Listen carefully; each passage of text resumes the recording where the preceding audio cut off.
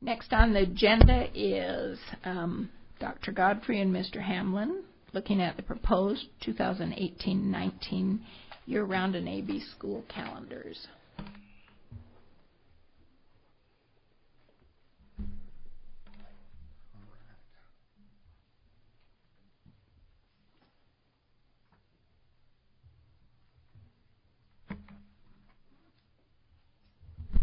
Okay, thank you very much. We're going to start off with reviewing some of the survey results as requested by the board. We conducted a survey that was sent out to every home and every employee of the district, and we provided an open-ended question asking just for general feedback that could influence either the upcoming calendar or policy for the future. And we've included the language. Please submit any suggestions, concerns, positive comments, or questions you have regarding the proposed calendars. For the first time, we shut down a portion of the website because of the rapid click that everyone gave to the calendars being emailed out. They wanted a quick look, and the company that provides our web services has now doubled our capacity so that we don't have that problem going forward. So there was a level of enthusiasm. We also received responses every hour of the day and night. At first we hadn't received one between the hour of 5 and 6, but ultimately someone did respond between 5 and 6 a.m. So and Daryl got it. Wasn't me. we received around the clock. The day. We received around the clock responses over Thanksgiving, middle of the day, Thanksgiving Day. So we did have a number of responses throughout the day. The response rate, we had 423 parents respond, 190 employees. There's some overlap there. And so we had over 600 responses so far. And then just to review the results, the general positive response, there were 132 that just said, looks good, we like this calendar. Category of starting and ending, and again, this is kind of trying to categorize what were very a wide range of comments that we received. 9 said they would like to start after Labor Day. 59 said they would like to end by Memorial Day. 17 said they would like to start later. 17 said they would like to start earlier. So we're doing really well with where we're starting. And so those were husbands and wives. Right. Some within the same household, I'm sure. We had traditional versus year-round issues. There were 35 who talked about liking traditional, 18 that talked about what they liked about year-round, 8 who asked for better coordination and better matching with the two calendars. Holidays. The late start on July 25th that's proposed in the calendars you received. We had 4 positive responses about that, 14 negative responses, a few questions sprinkled in there. And I should say, not everything made the PowerPoint because there may have just been a few. There were a lot of individual questions and suggestions that we will detail for you going forward. But for the purpose of our discussion today, these are the kind of some of the overall trends that we saw. There were 149 requests for a longer winter break next year. And just in general, there are some who feel there need to be more days in January, some more days in December, some feel that there should be more days in both directions.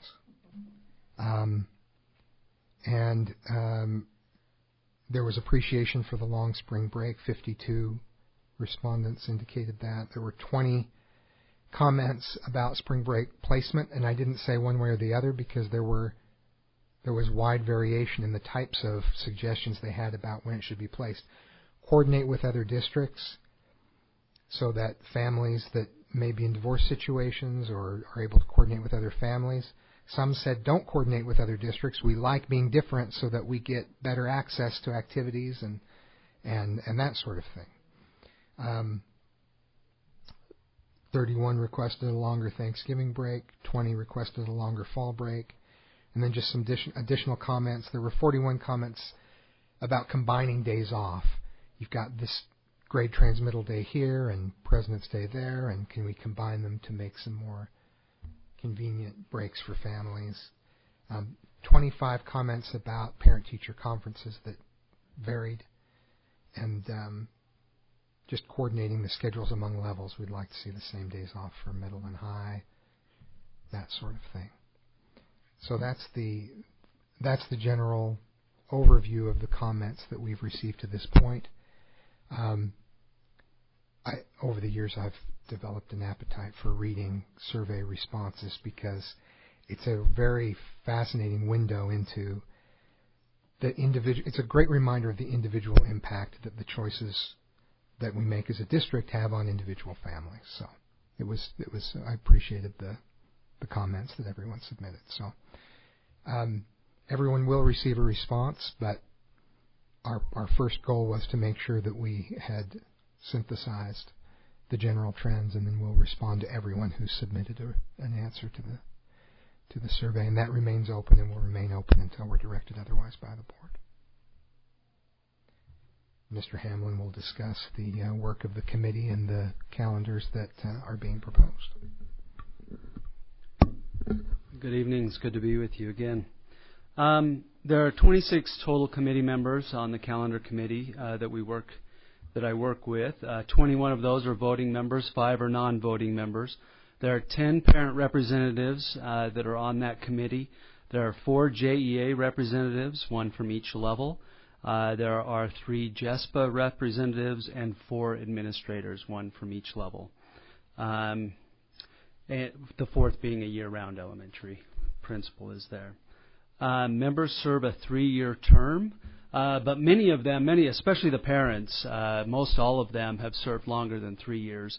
And just to editorialize, I'll tell you that they saved me this year. I will tell you, they know how to do calendars, and they get it, and they understand it, and their impact and their influence and knowledge of how the calendar works was awesome this year. I very much appreciated that. They were invaluable to me. I would have been lost without them, that's for sure. In prior years, the committee used to meet every Monday for an hour, and that used to go for about 2 to 3 months.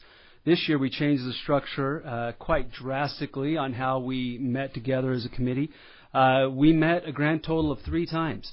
2 of those were half-day meetings, however, so we met from 12 to about 4:30 twice, and then the 3rd time we met for about an hour and a half to discuss some kind of wind-up things and what needed to happen. One of the beauties of doing that, in doing the longer sessions, was that we really got to get into some deep conversations about different aspects of the calendar. We really had full discussions, and it was quite an interesting experience for me. I loved it, really informative for myself. One of the interesting things is that every time a calendar day would come up or a calendar issue would come up, they always talked about, well, what would be nice? What would we like to do? Kind of a wish list with that particular thing. And then they would get into the calendars and look, and we would discuss, okay, what is it we really can do and what's feasible in reality? And then every conversation always came back to what's best for teachers and employees, what's best for parents and families, and ultimately what is best for kids. And that really guided all of our discussion and what we talked about in that committee. We voted on all the decisions and all the things that happened on the committee. And of course, there was plenty of work outside of the committee as well, counting days and doing all those kind of things. Just to highlight some of the calendar things that you'll see on the calendars for next year. First thing is that there have been some structural changes to the way the calendars look. We were trying to make them visually appealing, easy to read, with maximum amount of information when you look at them, which is a fairly arduous task to make that happen, to get all the information on there and to make it visually appealing and easy to read at the same time.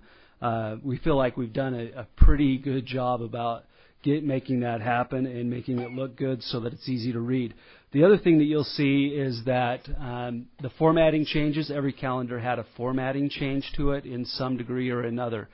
A couple of examples would be, rather than the months going from top to bottom, they now read left to right. And then on the traditional, not the combined traditional calendar, where there's actually elementary, middle, and high school, all three together on a single calendar, which they weren't last year, but we tried to get all three of those levels on the combined calendar, realizing that parents that have children at all three levels would love to have a single calendar to look at. But we also broke out traditional elementary and traditional middle school in case you only had a middle school kid or an elementary student, and you just wanted that calendar because that's all you're impacted by, and they could pull that out and look at it. The high school, middle school, and elementary one, not the combined one, but the individual ones, you'll see have colors.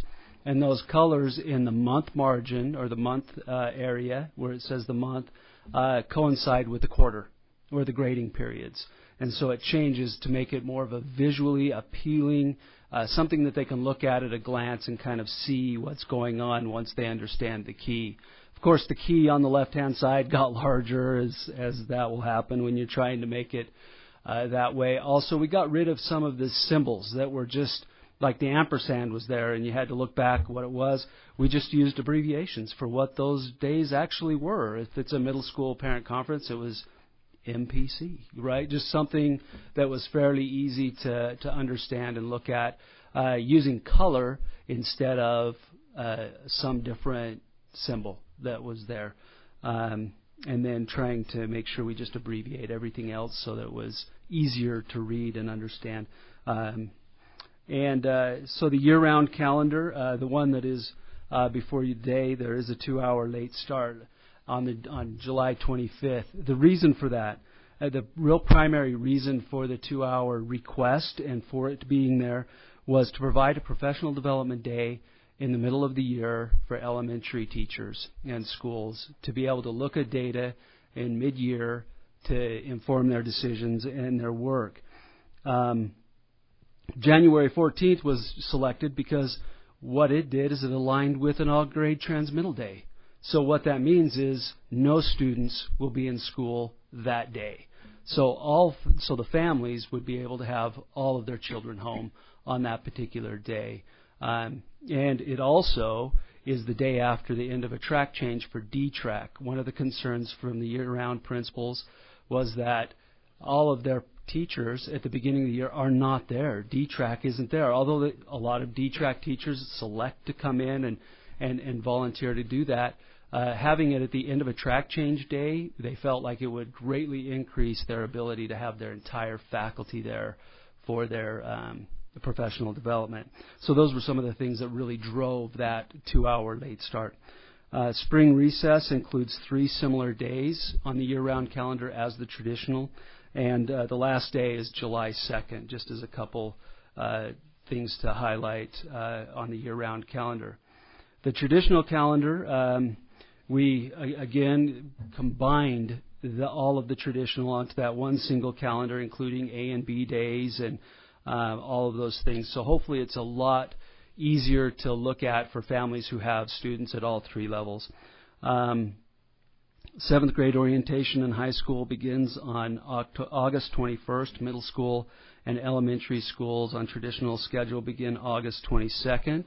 There's a 2-day fall recess, 3-day Thanksgiving, 7-day winter recess, and a 5-day spring recess, with school ending on May 31st, which I think that's a beautiful thing. But ends on May 31st with graduation on the 30th, of course. On the high school calendar, just a couple of highlights. The college prep day and the ACT, we know those days, they're on there. And the second half of those days are the teacher professional development days that the high schools have. And those would be just a few of the highlights that I've selected to share with you on the calendar of the 18-19 school year. Any comments?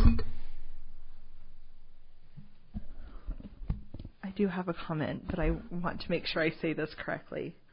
I love the May 31st date as well. My only concern was I had a parent in another district that they got out earlier, but it stopped their child from being able to graduate with his graduating class, walk with his graduating class, because of sports, playoffs and stuff like that. It was either choose to go to the playoffs outside of the state or to walk with his class. Do we have any idea if that's going to impact on that date? The 31st would be typically 4 days earlier is all than what we currently graduate, 4 or 5 days. Okay. Yeah, that was Granite School District, and they get out before Memorial. Okay. Oh, that's right. Thank you. Sorry, it just popped up when you said that, but I love that. Thank you.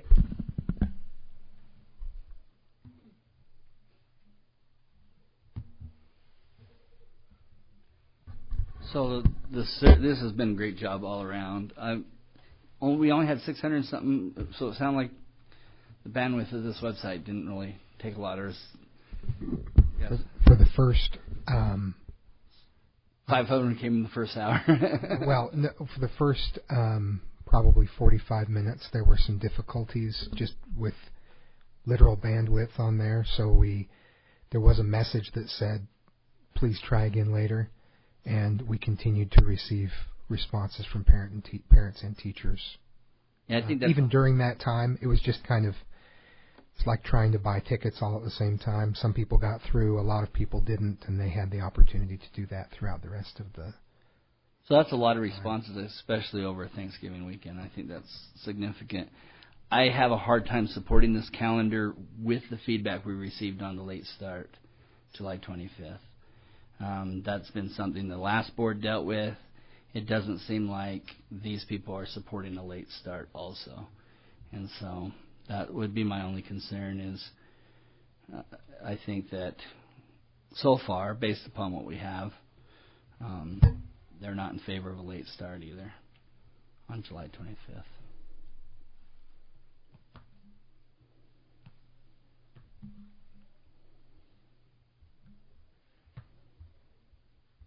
I just get a lot of calls about July 25th. So if they didn't start till July 26th, where would you put the other day? What we did last year is it was a professional development day on that day. It's not ideal, but...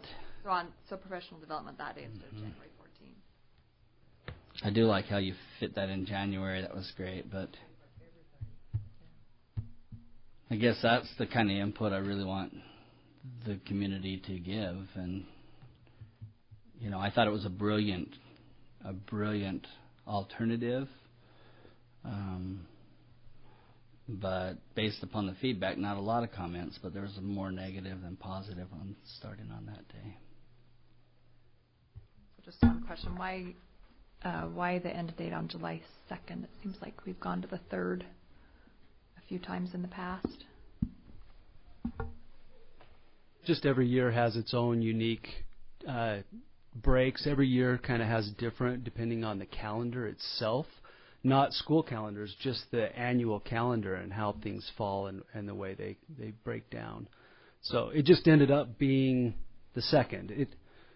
In subsequent years, it's not the 2nd. So it just happens to be on the 2nd this next time. So if they go on the 2nd, they have to do a full day because it's a Tuesday, right? You're right. I think I don't know the answer to that. Do they do? I think on element, yeah. They do a late. It's a 2-day. If they only have 2 days, if they only have 2 days, they're full days. Yeah. So if we did another day on Wednesday on the 30th or on the 3rd, then that would be a half day.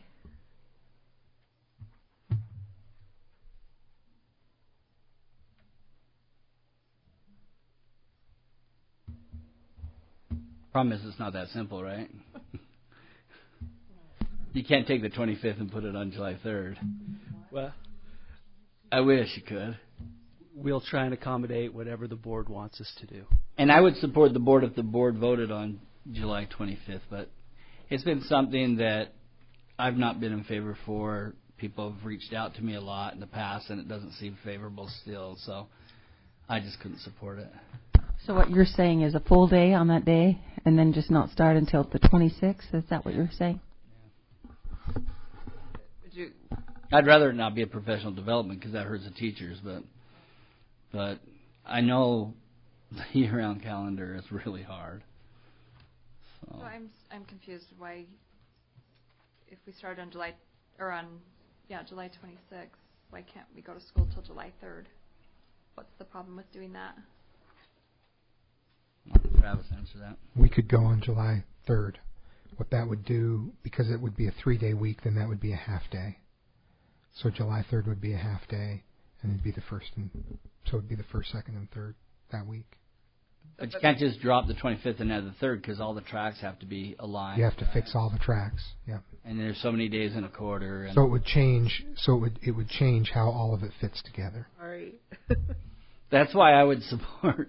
I would support if the rest of the board votes for it. I would just vote against. I just know that parents really do not like this day, and I wish more of them said, "Hey, love your idea.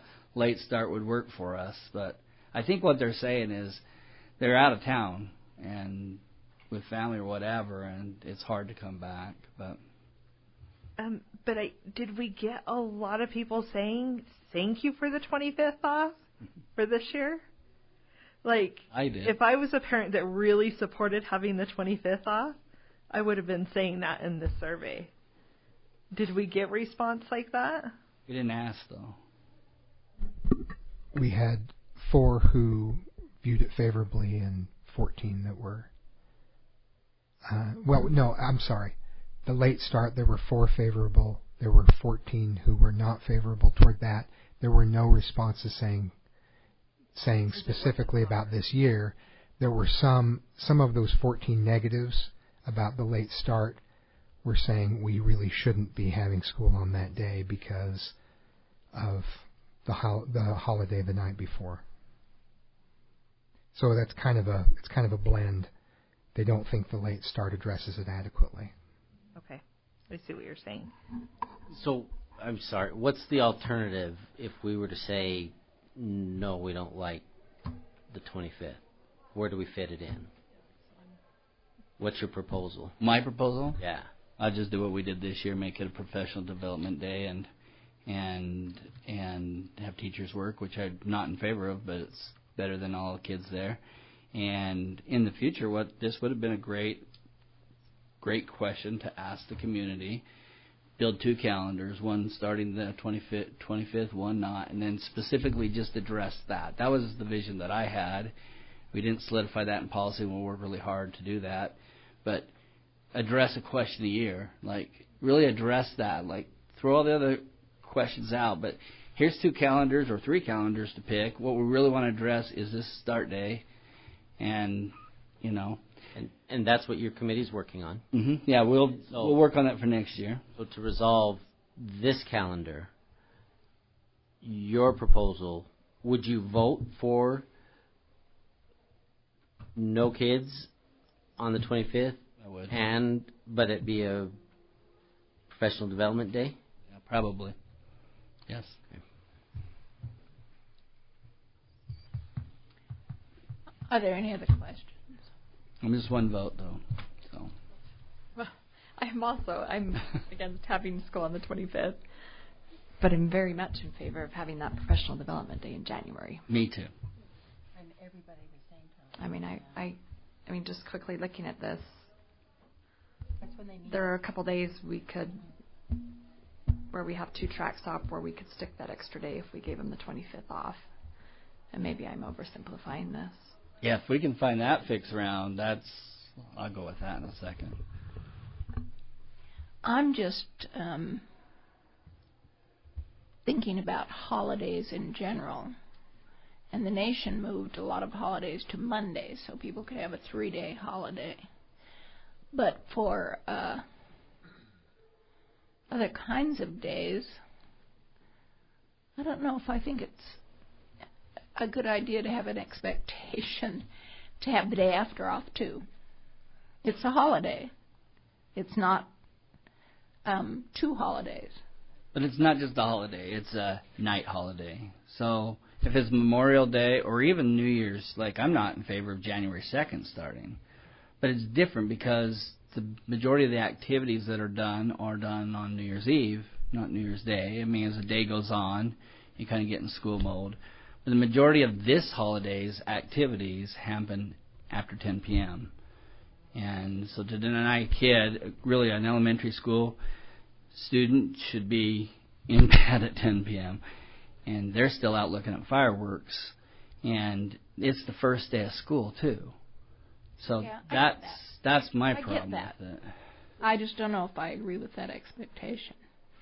Actually, I like the idea of late start, and I also like all the teachers being there on January 14th. I think that's a big deal. I think it's almost a fair compromise.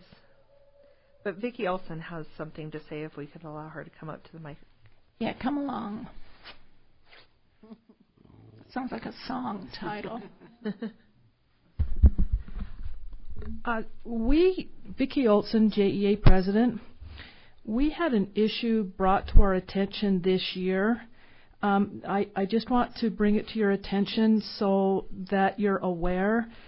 But, you know, we are an ever-changing world, and we had a teacher who was concerned that she was having to take her personal days to observe her Jewish holidays that she wanted to observe on a day of school. And you're having a discussion about going to school on a day after a holiday, and I just think you need to be cognizant of the fact that everybody in Utah, it is a state holiday, but not everybody likes fireworks. But please keep that in mind and be cognizant of other religious holidays. Good comment. Thank you. Okay, are there any other comments? Then thank you very much. Thank you. It's a lot of work, Thank you. and we appreciate the headaches that ensued as a result.